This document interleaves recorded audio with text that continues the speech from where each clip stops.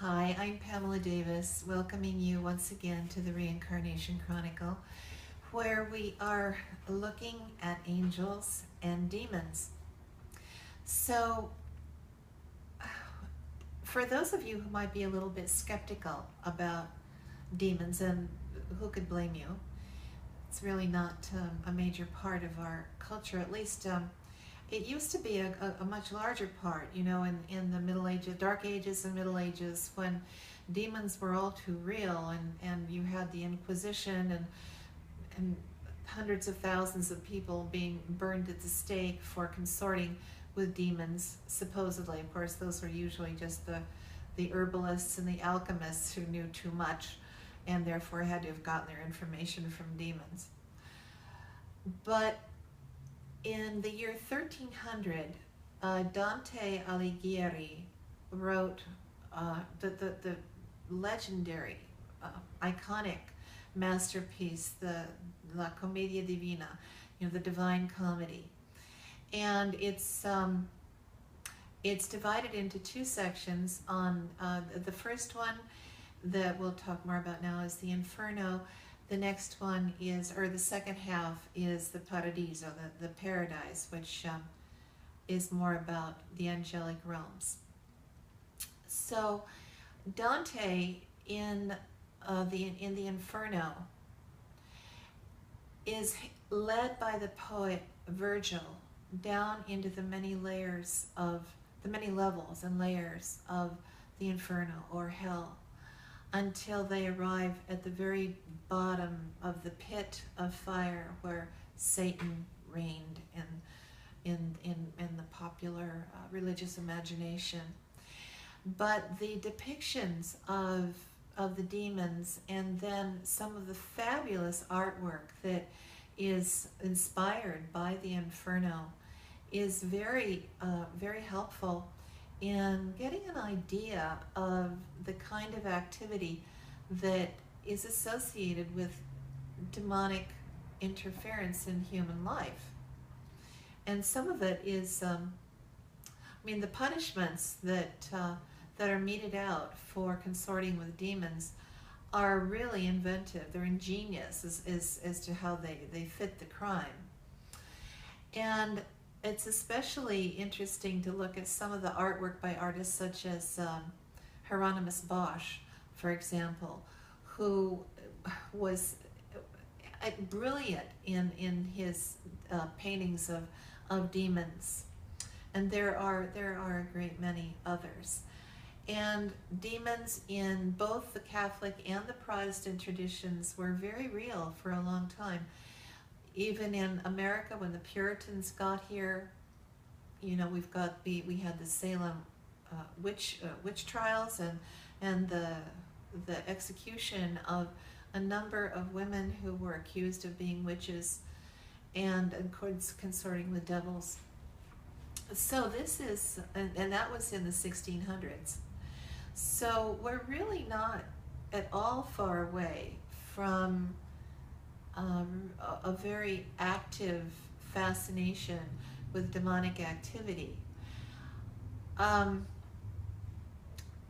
the way that this has been mitigated has been through the evolution of the scientific method and scientific discoveries, which have cast a great deal of doubt upon the existence of demons, because you're not going to find them where you can catch them and put them, dissect them and put the tissues under a microscope or anything like that. So people have been more and more dismissing the reality. But there are certainly groups and individuals, and more especially groups, that have not by any means dismissed the actual reality of demons. And you have, of course, you've got groups led by such characters as Anton LaVey. In the late 1800s and early 1900s, you had Aleister Crowley, who was, he talked about himself as come to be the destroyer, and talked openly about his consorting with demons, and claimed to have gotten a great deal of his information from them, which is interesting because a lot of what Crowley wrote about is actually metaphysically rather interesting and in some very, very accurate information. The good side doesn't have a monopoly on accurate information whatsoever. So even in the last century, you had a very active and increasing interest in demons, and then you had groups that began to form. The groups that are interested in vampirism, for example, are kind of an offshoot of this, but there are many groups that are dedicated to satanic worship, and these are not crazy fringe groups out, in the Appalachian Mountains or something like this. These tend to be in the middle of the richest cities of the country, New York, Los Angeles, and the other big cities. In fact, there are divisions in many large police departments around the country that are dedicated. They're very, they're kind of under wraps, and there's very little written about their activities, but they are actively engaged in the investigation and follow-up on satanic activity, devil worship, and the kinds of activities and murders and tortures and all this sort of thing that happen in relation to these groups. So you have a lot of activity that you see also depicted in television and on film, the underworld movies, for example. And the demons they're of a very special function. They confer power. The reason that people engage in satanic ritual is for power. Like for example, Faust, the story of Faust, Dr. Faustus, who makes a pact with the devil, and is thus given a great deal of power and insight and wisdom and abilities that for which he has to sell his soul. Well, selling your soul to the devil isn't really confined to the stories of Dr. Faustus and others like it, or Bram Stoker's Dracula or things like that. These groups that are engaged in satanic ritual are often comprised of people, believe it or not, in the highest levels of government, people who are very, very interested in the accumulation of power and money above anything else. And they have found that in a temporal sense, they are rewarded for their allegiance to the dark powers. The only consolation is that the power that they receive is rather ephemeral. It doesn't last for a long time. It is not power everlasting, but it lasts long enough to do a great deal of damage.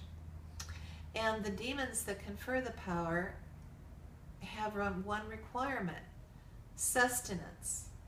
And the sustenance that they thrive on, their food, is the suffering of human beings. This is why there's human sacrifice. There are groups that regularly engage in the sacrifice of adults, and especially children and newborn babies, as horrifying as that may seem. But the terror and suffering and the pain, the anger, the despair, and everything associated with suffering is what gives demons the power and influence that they crave. And in return for this kind of sustenance, they confer upon the individuals who deliver it wealth and power in many situations. In World War II, for example, the Nazis, there was an occult branch of the SS that was deeply engaged in the darkest of occult practices, as were some of the Japanese in China. There, when the Japanese had conquered some of that territory, there was a hidden prisoner of war camp or detention camp where there were experiments done on human beings of the most horrific type and tortures with no other purpose than to inflict the maximum amount of pain and suffering that was conceivable. And there were a great many high-level Japanese officers that were involved in this. And periodically they would don their ceremonial kimonos and gather in a specific shrine-type building, and they would wait the manifestation of a really dreadful looking deity. You can or a deity, a demonic deity.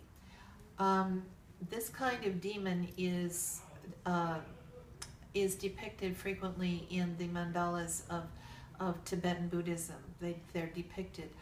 You've got a horrible bulbous body with bug eyes and black coloring, and then sort of dark purple veins running along the flesh of this awful apparition. And this was the entity that would gradually materialize in the midst of these officers, and they worshipped it, and in return for their worship and the dedication to their grim work as torturers, which fed the demon, then the demon would secure their position of power, which of course did not last. I mean, fortunately we saw the demise of this kind of thing, and these camps were gradually discovered and disbanded in most cases, but not all vestiges of them were discovered or done away with. And even today we have this sort of thing. This is why we have a culture of war in this country and in much of the world, but we are especially afflicted with this. We have to keep the suffering going. Countries all around the world where there are these horrible tribal massacres and things like this, essentially it all boils down to aggravation and support by dark energy. And as long as we continue to allow it to go, and to thrive, we are not doing very much to diminish demonic influence in the world. But it's not a hopeless struggle, and we'll explore a little bit more of what can be done and the nature of the legends of demonic interference in our next segment.